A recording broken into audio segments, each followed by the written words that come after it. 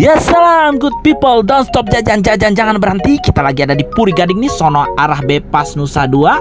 Yang kesini nih, pokoknya arah masuk ke dalam perumahan Puri Gading. Di sini ada bakmi yang endes banget, asli. Ini karakter bakminya enak banget. Terus dia punya kayak original bakmi kangkung gitu.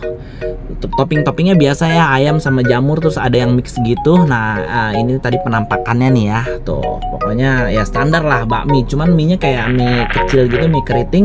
Yuk langsung aja bismillah, first bite. Kita cobain toppingnya dulu nih guys. Rasanya gimana? Oke, straight to the main course. Mie-nya ini teksturnya kecil-kecil gitu ya. Rasanya tuh aduh, kenyal-kenyal. Gue sih lebih suka mie yang kecil begini ya, ketimbang kebanyakan mie di Bali yang rada gede-gede gitu, mie Malang.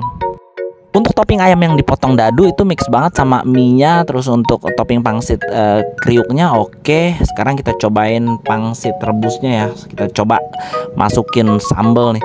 Sambalnya tuh dari aromanya kecium seger ya, kayak sambal fresh gitu.